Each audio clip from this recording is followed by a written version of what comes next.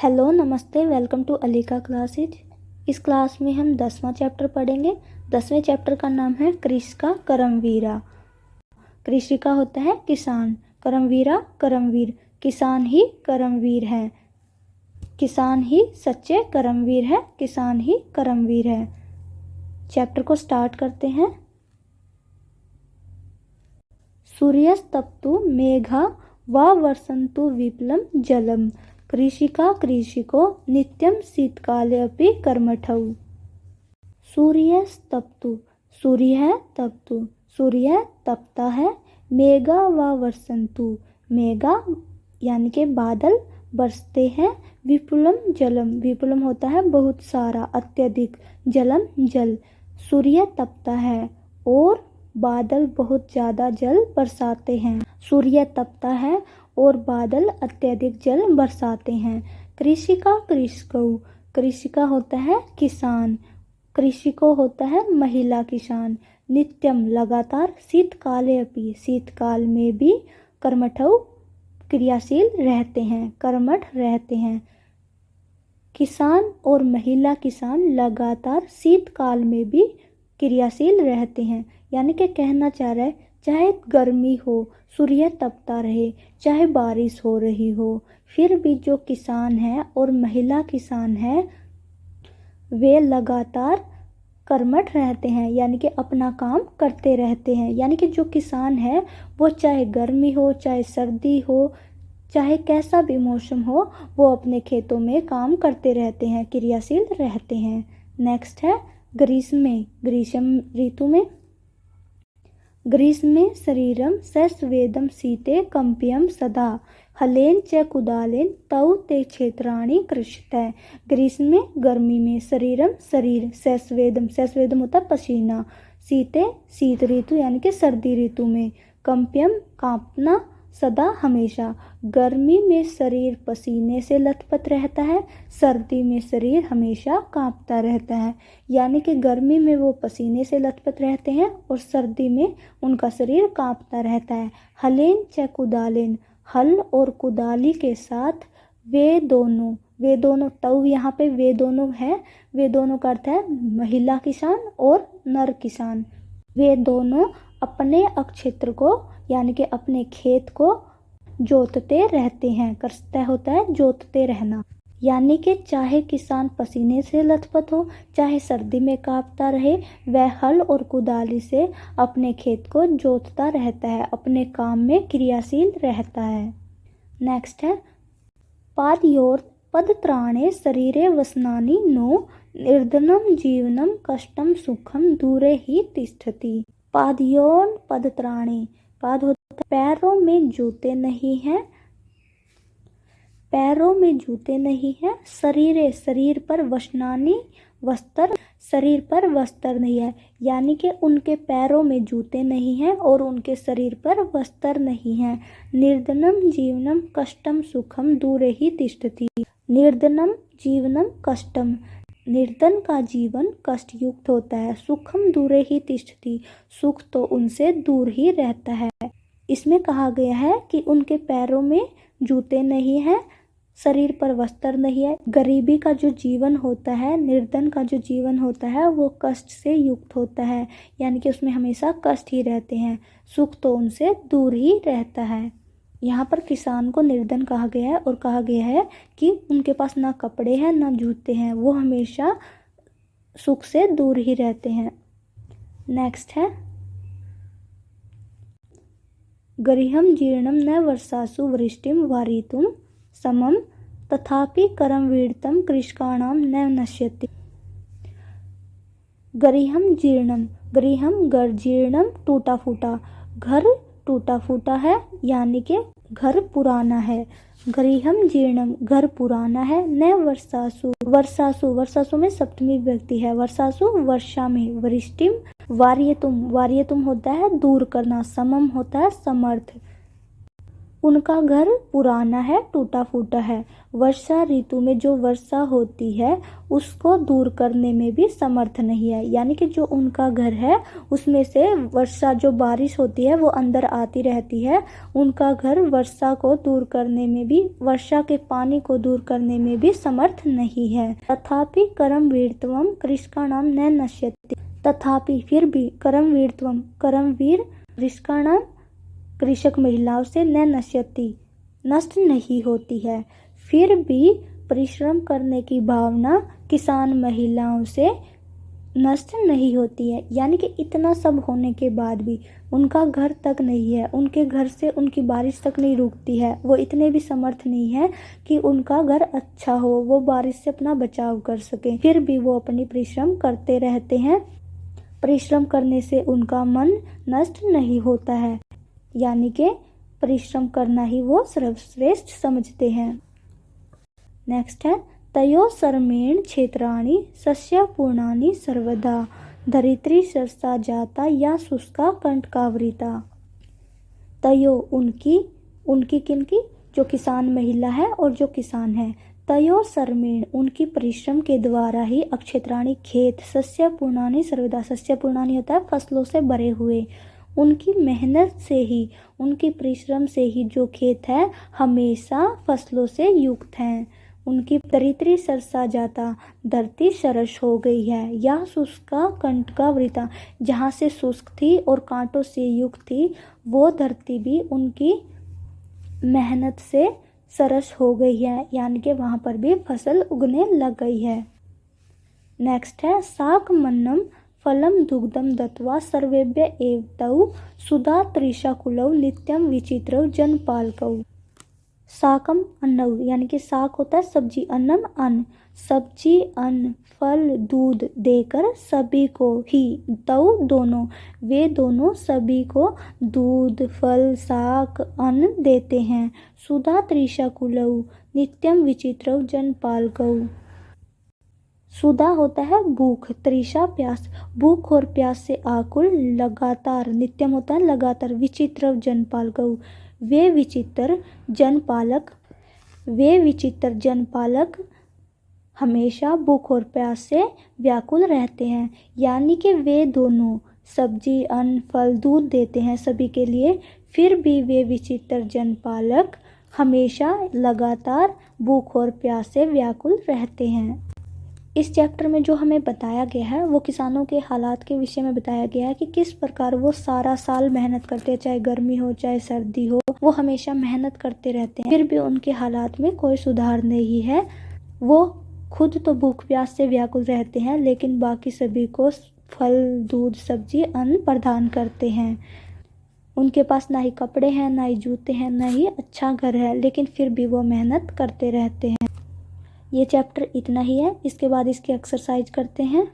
सबसे पहले शब्दार्थ करते हैं। तप्तु तपाए हुए या जलाए, तप्तु तपाए जलाए। विपुलम अत्यधिक, कर्मठौ निरंतर क्रियाशील, सस्वेदम पसीने से युक्त, पदत्राणे जूते, वसनानि कपड़े, जीर्णम पुराना, हरितुम दूर करने में, समम समर्थ, सस्या पूर्णानि फसल से युक्त, दरिद्री पृथ्वी, कंटकावृता कांटों से परिपूर्ण, सुधा त्रिशाकुलु भूख प्यास से व्यचन। एक्सरसाइज स्टार्ट करते हैं। उच्चारणम कुरुत, उच्चारण कीजिए। सूर्यस्तप्तु जीर्णम, शीतकाले अपि वारयितुम, ग्रीष्मे शस्य पूर्णानि, पदत्राणे कंटकावृता, सुधा त्रिशाकुलु। नेक्स्ट है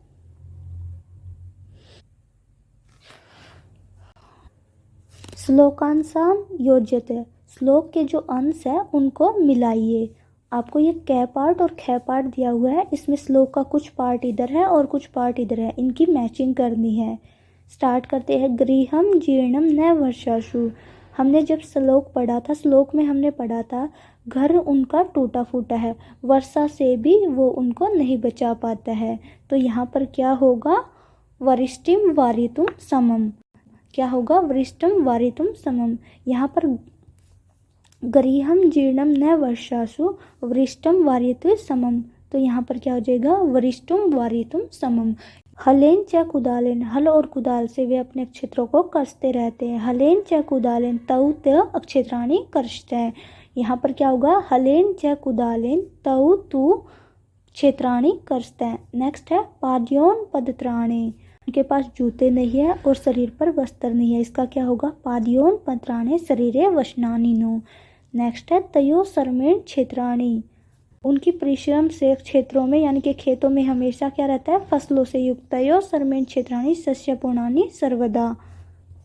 नेक्स्ट है धरित्री सरसा जाता, जो पृथ्वी है वो सरस हो गई है, किससे, कांटों और शुष्क होने से दूर हो गई, यानी कि जो धरती है सरस हो गई है। या शुष्का कंटका वरीता, शुष्क और कांटों से दूर हो गई। जो धरती सूखी और कांटों से युक्त थी वह अब क्या हो गई है, सरस हो गई है। धरित्री सरसा जाता शुष्का कंटकावृता।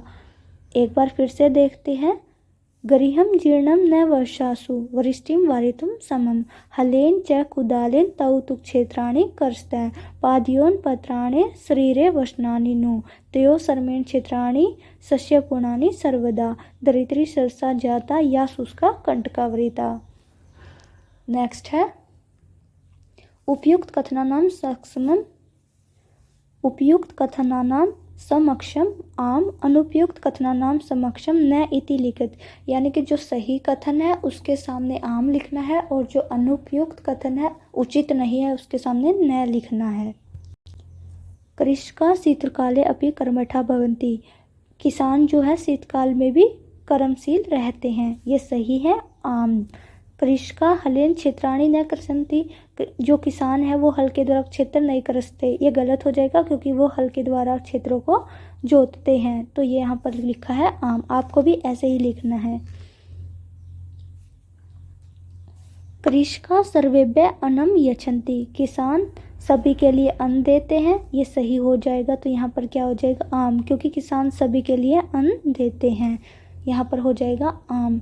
नेक्स्ट है कृषका नाम जीवनम कष्टप्रदम न भवति, किसानों का जीवन कष्टप्रद नहीं है, ये गलत हो जाएगा क्योंकि किसानों का जीवन कष्टप्रद है। नेक्स्ट है कृषक क्षेत्राणि सस्यपूर्णानि करोति, किसान खेतों को फसलों से युक्त करते हैं, ये सही हो जाएगा क्योंकि किसानों की मेहनत से ही खेतों में फसलें होती हैं। शीते शरीरे कंपनम न भवति, शीत ऋतु में यानी कि सर्दी में उनका शरीर कंपन नहीं करता, ये गलत हो जाएगा क्योंकि अभी हमने पढ़ा था कि वो सर्दी में कांपते रहते हैं, तो यहाँ पर क्या होगा न। सर्मेण धरित्री सरसा भवति, शर्म से धरती सरस हो गई है, ये सही है क्योंकि उनकी मेहनत के द्वारा जो धरती है वो सरस से युक्त हो गई है, तो यहाँ पर क्या हो जाएगा आम। नेक्स्ट है मंजूषात पर्यायवाची पदानी चित्वा लिखित, मंजूषा से पर्यायवाची पदों को चुनकर लिखिए। वसनानी, वसनानी होता है वस्त्र, तो यहाँ पर क्या हो जाएगा वस्त्राणी, वसनानी का पर्यायवाची क्या हो जाएगा वस्त्राणी। वसनानी वस्त्राणी, वसनानी का पर्यायवाची हो जाएगा वस्त्राणी। नेक्स्ट है सूर्य, सूर्य का जो पर्यायवाची होता है रवि, रवि भी सूर्य को ही कहते हैं, तो सूर्य का पर्यायवाची हो जाएगा रवि। नेक्स्ट है तृषा, तृषा होती है प्यास, तृषा का पर्यायवाची हो जाएगा पिपासा, क्या हो जाएगा पिपासा। नेक्स्ट है विपुलम, विपुलम होता है अधिक अत्यधिक, तो विपुल का पर्यायवाची हो जाएगा अधिकम। नेक्स्ट है जीर्णम, जीर्णम होता है जर्जर पुराना, तो जीर्णम का क्या हो जाएगा जर्जरम। नेक्स्ट है दरित्री, दरित्री जो होता है पृथ्वी को कहा जाता है, तो दरित्री का क्या हो जाएगा पृथ्वी। एक बार फिर से देख लेते हैं। वसनानी का पर्यायवाची वस्त्राणी होगा, सूर्य का पर्यायवाची रवि होगा, तृषा का पर्यायवाची पिपासा होगा, विपुलम का पर्यायवाची अधिकम होगा, जीर्णम का पर्यायवाची जर्जरम होगा, धरित्री का पर्यायवाची पृथ्वी होगा। नेक्स्ट है मंजूषात विलोम पदानी चित्वा लिखत, मंजूषा से विलोम पदों को चुनकर लिखिए। सुखम, सुखम का विपरीत होता है दुखम, सुखम का विलोम हो जाएगा दुखम। दूरे होता है दूर में, तो दूर का विलोम हो जाएगा पास में, पास को क्या कहते हैं संस्कृत में पार्श्वे, तो दूरे का क्या हो जाएगा विलोम पार्श्वे। निर्धनम, निर्धनम का क्या हो जाएगा धनिकम। निर्धन का क्या हो जाएगा? धनिकम। धनिकम होता है धनी, अमीर। समम होता है समर्थ। समम का क्या अर्थ होता है? समर्थ। समम का क्या हो जाएगा? असमर्थ यानी कि असमम। नेक्स्ट है ग्रीष्म। ग्रीष्म में क्या होता है? गर्मी। तो गर्मी का विलोम क्या हो जाएगा? सर्दी। ग्रीष्म में शीते। नेक्स्ट है सरसा। सरसा का क्या हो जाएगा? निरसा। सरसा का क्या हो? सुखम का दुखम हो जाएगा, दूरे का पार्श्व हो जाएगा, निर्धनम का धनिकम हो जाएगा, समम का असमम हो जाएगा, ग्रीष्म का शीते हो जाएगा, सरसा का निरसे हो जाएगा। नेक्स्ट है प्रश्न नाम उत्तराणी लिखित। प्रश्नों के उत्तर लिखिए। कृषिका केन क्षेत्राणि कर्षन्ति? केषां करम वीरत्वम न नश्यति? केषां करम वीरत्वम न नश्यति? किसकी कर्म भावना नष्ट नहीं होती है? हमने पढ़ा था कृषिकाणाम कर्म भावना नष्ट नहीं होती। यहाँ पर केसाम के स्थान पर क्या आ जाएगा? कृषिकाणाम। क्या आ जाएगा? कृषि का नाम। कृषिकाणाम कर्म वीरत्वम न नश्यति। नेक्स्ट है सरमेण का सरसा भवती। शर्म के द्वारा क्या सरस हो गई है? क्या हो गई है? धरित्री यानी कि पृथ्वी। तो यहाँ पर क्या हो जाएगा? सरमेण धरित्री सरसा भवती। शर्म से धरित्री क्या हो गया? सरस हो गई। नेक्स्ट है कृषिका सर्वेभ्य किम किम यच्छन्ति।